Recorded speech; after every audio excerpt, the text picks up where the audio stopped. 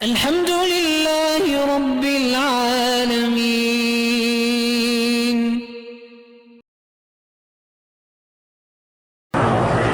عالم برزخ کیا ہے وہ روشنی سے سمجھ نہیں آئے گا، جب مرو گے تو سمجھ آ جائے گا۔ روشنی سے کیسے سمجھ آئے گا؟ یہ دنیا ہے، اس کے بعد برزخ ہے، یعنی عالم دنیا اور آخرت کے درمیان کا جو وقت ہے یہ عالم برزخ ہے۔ بس باقی جو تفصیل ہے نا انشاءاللہ مرنے پر سمجھ آ جائے۔ اگر عمل اچھے ہوئے تو قبر جنت کا باغ ہوگی، اور عمل بھیڑے ہوئے تو جہنم کا گڑھا ہوگی۔ دونوں طریقے سے برزخ سمجھ آ جائے گا تمہیں اچھی طرح۔ حیات النبی کے پیچھے نماز جائز ہوتی؟ حیات النبی کے پیچھے کیا معنی؟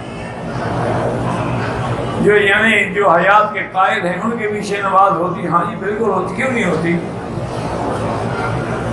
تم حضور کی حیات پوچھ رہے ہو، معراج والی رات تو سارے پیغمبر وہاں کھڑے تھے۔ حضور نے کس کی امامت کی؟ پیغمبروں کی روح آئی ہوئی تھی، وہ خود نہیں تھے۔ قرآن تو یہی کہتا ہے فَلَا تَكُنْ فِي مِرْيَةٍ مِّن لِقَائِهِ، آپ ان کی ملاقات میں شک ہی نہ کریں کہ وہ حقیقی ملاقات تھی۔ تو آپ امام الانبیاء کیسے بنے؟ اور ان جھگڑوں میں نہ پڑو۔ خدا کے لیے میں اللہ کے کعبے میں درخواست کرتا ہوں کہ حیات ممات کے مسئلے نہ چھیڑیں۔ نتیجہ یہ ہوگا کبھی غلو میں بڑھ جاؤ گے تو کافر ہو جاؤ گے، کبھی شان میں کوتاہی کر بیٹھو گے تو کافر ہو جاؤ گے۔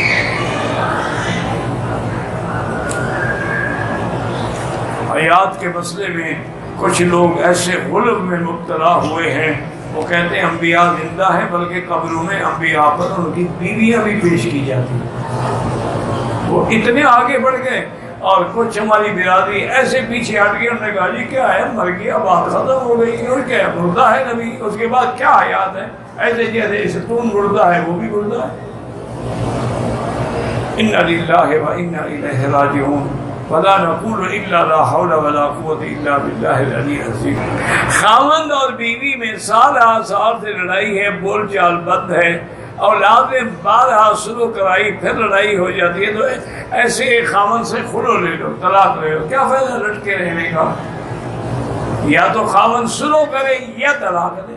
یہ کیا معنی معلقۃ بین السماء والارض؟ اور ایک مسئلہ یہ بھی سمجھ لیں، جو لوگ اپنی بیویوں کو 2-2 سال چھوڑ کے لڑائی جھگڑے میں بیٹھے ہیں، انہوں نے اگر گناہ کیا تیرے سر پہ ہوگا۔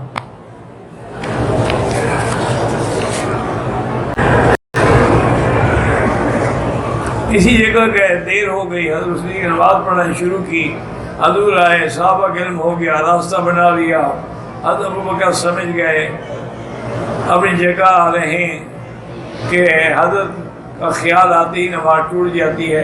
تو یہ خیال تو نہیں تھا، تو حضور خود آ رہے تھے اللہ کے بندے، یعنی حضور جب غائب ہوں تو خیال کرو تو نماز ٹوٹے گی نا، وہ تو حضور خود آ رہے ہیں، اس میں خیال کی کیا بات ہے؟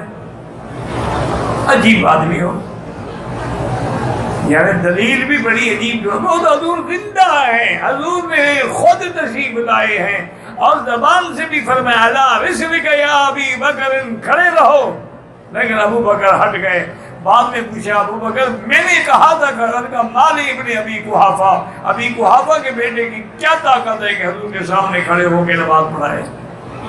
یہ تو تمہارے مولوی کی طاقت ہے نا، حضور بھی حاضر ناظر ہے، مصلی پہ خود کھڑا ہوتا ہے، یہ تمہارے مولوی کی ضرورت ہے۔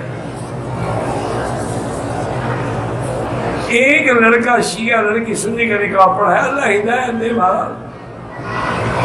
مولوی کا نکاح تو خیر نہیں ٹوٹتا، بڑا پکا ہوتا ہے، مولوی کا نکاح کیوں ٹوٹے؟ ہاں اگر وہ شیعہ واقعتاً کافر تھا، یعنی منکر قرآن تھا، منکر صداقت صدیق تھا، منکر عصمت عائشہ تھا، پھر کافر تھا، پھر اس کا نکاح پڑھانا گناہ ہے، پھر تو مولوی صاحب کے نکاح میں چکر پڑے گا، ایسے نہیں پڑتا۔ مولوی صاحب سمجھدار ہوتے ہیں بھائی،